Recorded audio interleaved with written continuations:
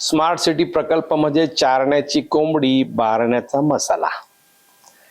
मी त्या संदर्भात आता बोलणार आहे। नमस्कार, मी अविनाश चिलेकर, पीसीबी टुडे मध्ये आपलं स्वागत आहे।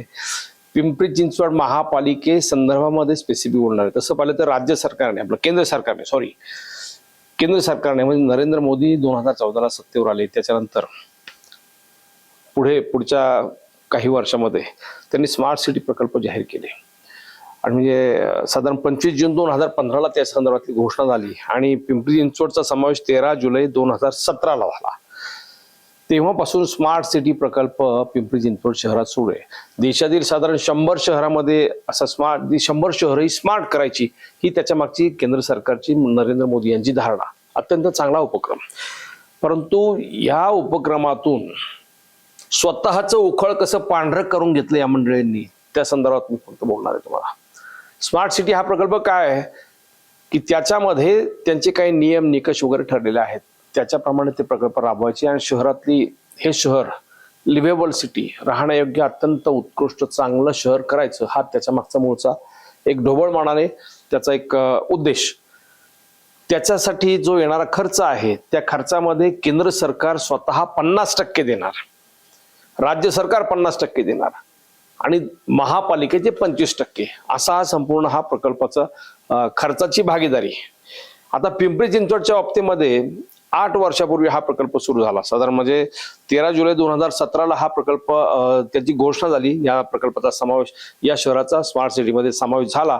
त्यानंतर स्पेशल पर्पज व्हेकल एक स्वतंत्र कंपनी स्थापन केली त्यासाठी आणि त्या कंपनी मार्फत हा संपूर्ण व्यवहार सुरू केला।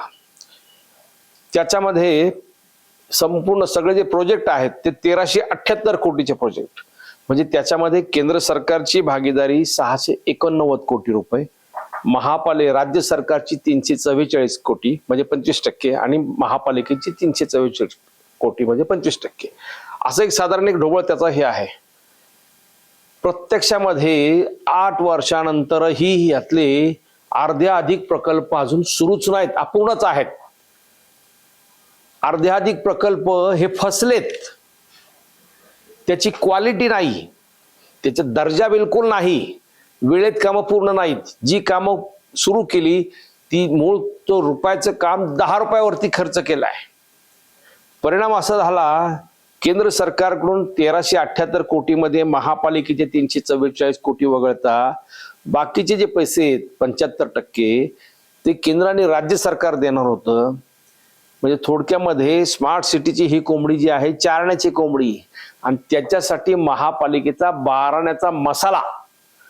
कारण हे प्रकल्प सगळे पूर्ण करण्यासाठी गेल्या 8 वर्षामध्ये केंद्र सरकारने त्यांचा हिस्सा आणि राज्य सरकारने त्यांचा हिस्सा त्या प्रमाणामध्ये दिला, परंतु महापालिकेच्या लोकांनी त्याच्यामध्ये मूळ जो प्रकल्प आहे त्याच्यामध्ये आवाज प्रचंड मोठी वाढ करत माझ्या माहितीप्रमाणे जवळपास केंद्र आणि राज्य सरकारचे 689 आणि 344, 6 3 9 साधारण एक 1100 कोटी 1100 कोटी रुपये धरू खर्च, परंतु महापालिकेचे या प्रकल्पासाठी 250 ते 3000 कोटी रुपये खर्च झालेत। म्हणून म्हटलं की चारण्याची कोंबडी बारण्याचा मसाला, त्याची क्वालिटी, त्यातला भ्रष्टाचार हा प्रचंड आहे। आणि अजूनही हा प्रकल्प सुरू ठेवण्याचा अट्टाहास आहे, तो कोणाचा? तर या प्रकल्पासाठी म्हणजे या कंपनीसाठी नियुक्त केलेले जे सल्लागार आहेत, जे अधिकारी आहेत, ज्यांना 1 लाख 2 लाख 1.5 लाख 2.5 लाख असे पगार आहेत त्या कंपनीतल्या अधिकाऱ्यांना, महापालिकेचे कर्मचारी नाहीत त्या लोकांचा अट्टाहास असा आहे की नाही हा प्रकल्प पूर्ण झाला पाहिजे, त्यासाठी हा सुरूच ठेवला पाहिजे। पण भुर्दंड कोणी सोसायचा? तर महापालिकेने। ह्या लोकांना पोहोचण्यासाठी आतापर्यंत 400 कोटी रुपये खर्च झाले। 400 कोटी म्हणजे महापालिकेचा जो 344 कोटीचा हिस्सा आहे ओव्हरऑल संपूर्ण प्रकल्पातला स्थापत्याचा, तर 400 कोटी रुपये महापालिकेने या लोकांना सल्लागार म्हणून पोहोचण्यासाठी खर्च केलाय। या स्मार्ट सिटीमध्ये जे सल्लागार आहेत ना, आता ते त्यांच्या तपशिलात आपण आरटीआय खाली सगळ्यांनी खरं तर माहिती मागितली पाहिजे। त्या सल्लागारांवरती झालेला खर्च, त्या अधिकाऱ्यांवर झालेला खर्च, त्यांचं कार्यालय, त्यांचे वाहन भत्ता, हे बाकी सगळ्याचा खर्च जर काढला तर ते म्हणजे भयंकर आहे। म्हणजे ह्याची खरंच चौकशी व्हायला पाहिजे, संपूर्ण चौकशी व्हायला पाहिजे। म्हणजे पंतप्रधान नरेंद्र मोदी यांचा जो स्वप्नवत प्रोजेक्ट होतो त्याला या लोकांनी कसं नख लावलेला आहे त्याच्यामध्ये स्वतःचं उखळ कसं पांढरं करून घेतलंय त्याचा हा अत्यंत उत्तम नमुना आहे. आणि आता ही कंपनी मार्च 2026 बंद करायचा निर्णय झालेला आहे. बंद करायचा निर्णय झाला, पण त्याच्यामध्ये प्रकल्प पूर्ण झालेत का तर नाही. मग त्या प्रकल्पांचं करायचं काय, तर ते असे आहे ते अर्धवट प्रकल्प आता महापालिकेकडे हँड ओव्हर करणार. महापालिका त्याच्यावरती आणखीन काही खर्च करणार, मग ते पूर्ण होणार. किती प्रकल्प पूर्ण झाले, किती अपूर्ण झाले त्याची यादी पण आहे. मी त्या संदर्भात पण बोलतो, तुम्हाला माहिती देणार आहे. म्हणजे हा अक्षरशः पांढरा हत्ती झालाय. म्हणजे खरं तर इतका सुंदर प्रकल्प होता. भाजपच्या काळात नरेंद्र मोदी यांचा हा अत्यंत उत्कृष्ट प्रोजेक्ट होता. त्या प्रकल्पाची ह्या मंडळींनी वाट लावली अक्षरशः. 15 प्रकल्प पूर्ण झाले, आणि 17 प्रकल्प अपूर्ण आहेत. ह्याच्यामध्ये जे 1378 कोटी 56 लाख असा एकूण प्रकल्पाचा खर्च आहे, तर त्याच्यापैकी एबीडी म्हणजे त्या स्मार्ट सिटीमध्ये एरिया बेस्ड डेव्हलपमेंट ही एक स्वतंत्र कन्सेप्ट आहे. त्याच्यामध्ये साधारण 867 कोटी 34 लाख आणि पॅन सिटी एबीडी मध्ये 1378 कोटीपैकी 511 कोटी रुपये एरिया बेस्ड डेव्हलपमेंटसाठी, आणि पॅन सिटी सोल्युशनसाठी त्याच्या अंतर्गत 867 कोटी अशी त्याची विभागणी केलेली आहे. पण एबीडी प्रकल्पाअंतर्गत कोणकोणते आहेत मी तुम्हाला फक्त नाव वाचून दाखवतो. त्यात तुम्ही मला सांगा तुम्हाला काय माहिती आहे, किती तुमच्या उपयोगात आलेला आहे. एबीडी प्रकल्पाअंतर्गत जो खर्च केलेला गेला आहे त्याच्यामध्ये सोलर पॉवर जनरेशन, त्याच्यामध्ये सोलर पॉवर जनरेशन महापालिकेवरती सोलर सिस्टमने वीज निर्मिती वगैरे.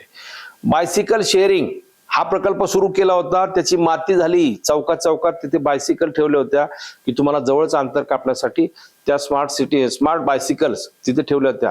शेवटी त्याचा वापर होत नसल्यामुळे काही त्या चोरून नेल्या. नंतर त्या स्मार्ट सिटी कंपनीला त्या विकाव्या लागल्या आणि तो प्रकल्प मोडीत काढला, पैसे पाण्यात.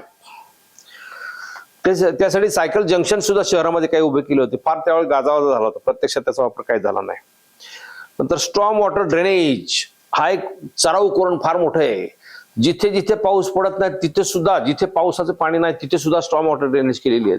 त्याचा खर्च दामदुप्पट वाढलेला आहे. यापूर्वी महापालिकेने प्रकल्प जे स्मार्ट ह्याचे स्ट्रॉम वॉटरचे ते बाजूला ठेवलेत. काही ठिकाणी तर डबल प्रकल्प राबवलेत. महापालिकेचा वेगळा आणि स्मार्ट सिटी अंतर्गत वेगळा, का तर खर्च करायचा म्हणून. नंतर सिटीचे वायफाय, हे संपूर्ण शहर वायफाय खाली आणायचं. मला सांगा 8 वर्ष झाले पिंपरी चिंचवड करो, तुम्हाला पिंपरी चिंचवड वायफाय खाली आलेलं दिसलं का? मग त्यासाठी झालेला खर्च गेला कुठे, हा प्रश्न विचारायला पाहिजे तुम्ही. म्युनिसिपल ई क्लासरूमचा हा विषय हा मागे निवडणुकीत सुद्धा फार गाजला. महापालिकेच्या 150 शाळा त्याच्यावरती 42 कोटी रुपये खर्च करून सगळे क्लासरूम हे ई क्लासरूम करायचे. त्याच्यामध्ये विद्यार्थ्याचा मूड कसा आहे, शिक्षकाचा मूड कसा आहे, इतकं ते फार सुंदर संकल्पना होती. 42 कोटी रुपये खर्च केले, एका कंपनीला ते काम दिलं, प्रत्यक्षामध्ये ते सुरूच झाले नाही. 42 कोटी रुपये पाण्यात गेले. स्मार्ट किऑक्स, तुम्ही जर महापालिकेच्या माहिती संदर्भामध्ये माहिती पाहिजे असेल तर महापालिकेच्या सर्व कार्यालयामधून 8 प्रभाग कार्यालय, महापालिका भवन आणि अन्य कर संकलन कार्यालय प्रत्येक ठिकाणी स्मार्ट किऑक्स बॉक्स तिथे दारात आहेत. सगळे किऑक्स धूळ खात पडलेले, एकही सुरू नाही, केलेला खर्च पाण्यात गेला. म्हणजे त्यावेळेस फार सुंदर त्याची कल्पना त्याच्या होती, बातम्या पण चांगल्या आल्या, प्रत्यक्षात काहीच नाही. सीसीटीव्ही, शहर संपूर्ण सीसीटीव्ही खाली आणायचं म्हणून 400 कोटी रुपये खर्च केले. 9,500 सीसीटीव्ही बसवले. किती सीसीटीव्ही सुरू आहेत? 70% सीसीटीव्ही बंदच आहेत, सुरूच नाहीत. स्मार्ट ट्रॅफिकिंग, ह्या सीसीटीव्ही मुळे शहरामध्ये कुठे नियम मोडला नाही. कारण स्मार्ट ट्रॅफिकिंग, प्रत्येक जण त्या कॅमेऱ्याच्या अंतर्गत आला तर त्याला ताबडतोब दंडात्मक कारवाई त्याच्यावरती होणार, त्याच्या अकाउंटमधून पैसे जाणार. फार सुंदर संकल्पना होती स्मार्ट ट्रॅफिकिंगची. बेशिस्त ट्रॅफिक आहे, केलेला खर्च पाण्यात गेला. स्मार्ट वॉटर 24/7 योजना. स्मार्ट वॉटर मध्ये सगळ्यांना 24 तास पाणी मिळणार होतं, की काय झालं त्याचा आठवण. तुम्ही हे प्रश्न विचारला पाहिजे, पैसे गेले कुठे? GIS म्हणजे थोडक्यामध्ये उपग्रहामार्फत संपूर्ण शहरात किती प्रॉपर्टी काय वगैरे त्याचा सर्वे होणार होता. सर्वे झाला तर सर्वे करणाऱ्या कंपनीला सुरुवातीला ठरलं होतं 42 कोटी रुपये, नंतर आणखीन 24 कोटी रुपये त्याच्यामध्ये दिले. 70-72 कोटीवरती खर्च केला. प्रत्यक्षात रिझल्ट 0. प्रॉपर्टी वाढल्या भांगतायत, परंतु त्याचं अजून असेसमेंट झालंच नाही. नंतर स्टार्टअप इन्क्युबेशन सेंटर, फार चांगली कल्पना होती. स्टार्टअपसाठी या संदर्भात याच्यातून मार्गदर्शन मिळणार होतं. काय झालं त्याचं? कुठेच नाही. असे साधारण 15 एक प्रकल्प ते सांगतात पूर्ण झालेत. महापालिकेचे स्मार्ट सिटी कंपनी सांगते हे प्रकल्प पूर्ण झालेत. जनहो, मला तुम्हाला एक आव्हान आहे या संदर्भामध्ये, की यासाठी की हे जे प्रकल्प कोणते पूर्ण झालेत नाही याची आरटीआय खाली तुम्ही माहिती मागितली पाहिजे. या शहरातले जे टॅक्स पेयर आहेत, जे सामाजिक कार्यकर्ते, जे झालेले आताचे नगरसेवक, त्यांना जर याचा अभ्यास करायचा असेल, त्यांनी आरटीआय खाली स्मार्ट सिटीमध्ये कोणते प्रकल्प पूर्ण झाले, त्याच्यावर किती खर्च झाला, त्याचा आता उपयोग काय सुरू आहे या संदर्भात माहिती मागावी. फार मोठा भ्रष्टाचार बाहेर येईल. ह्या प्रकल्पांवरती झालेला खर्च हा दामदुप्पट आहे. प्रत्यक्षात त्याची उपयोगिता शून्यावरती आलेली आहे. आणि दुसरं, 15 प्रकल्प पूर्ण झाले त्याचेही मी तुम्हाला आता असं सांगेन. आता त्यांनी 17 अपूर्ण कोणते प्रकल्प आहेत त्याची पण वेगळी एक माहिती दिलेली आहे. आणि आतापर्यंत ह्या प्रकल्पांना 3 वेळा मुदतवाढ दिलेली आहे. 21 जुलैला पहिली मुदतवाढ संपुष्टात आली होती मुदत सगळ्या प्रकल्पाची. तिथे ते प्रकल्प अर्धवट राहायला नको म्हणून मुदतवाढ दिली. तर 17 ते 22 हा भाजपचा काळ होता आणि तिथून पुढचा प्रशासकीय राजवट होता. म्हणजे भाजपच्या काळामध्ये ह्या प्रकल्पाची मुदत संपली होती, पण प्रशासकीय राजवटीमध्ये ह्याला वारंवार 2-3 वेळा मुदतवाढ दिली. नंतर त्याच्यावरती महापालिकेने स्वतःचे खर्च केला, प्रकल्पाचा काहीही उपयोग झालेला नाही. ती किती वेळा मुदतवाढ दिली हा सगळं तांत्रिक आहे. 6 जून पर्यंत आतापर्यंत 3दा मुदतवाढ दिलेली आहे, 6 जून 2025 पर्यंत. आणि आता मार्च मध्ये प्रकल्प गुंडाळणार आहे. म्हणजे या स्मार्ट सिटीमध्ये जे अधिकारी मंडळी आहेत त्यांच्या पगार पाण्यावरती दरवर्षी 50 कोटी रुपये खर्च होतो. कुठलंही काम नाही. काय सल्ला यांनी दिला आतापर्यंत याची माहिती आरटीआय खाली विचारली पाहिजे. जन हो तुम्ही. आणि त्या अधिकाऱ्यांचा ह्या स्मार्ट सिटी कंपनी बंद करायला विरोध आहे. हे खायचा कारण भोईला भार अशी ही मंडळी सगळी आहेत. म्हणून जन हो तुम्हाला थोडी तरी काहीतरी वाटू द्या. तुमच्या टॅक्स मधून येणारा पैसा इथं नाहक ह्या अधिकाऱ्यांवरती खर्च होतो. 2-2, 3-3 लाख रुपये पगार घेऊन ही मंडळी आम्हाला देतात काय, याचा जाब तुम्ही विचारला पाहिजे. म्हणून 8 वर्ष पूर्ण झाली, तुम्ही स्मार्ट सिटीमध्ये आम्हाला काय रिझल्ट दिला? इतका 2,500-3 हजार कोटी रुपये खर्च झालेला आहे. केंद्र सरकारचा राज्य सरकारचा हिस्सा सोडला तर तुमचे आमचे पैसे जे याच्यामध्ये गेले 2-2.5 हजार कोटी रुपये, त्याचा जाब विचारला पाहिजे आपण.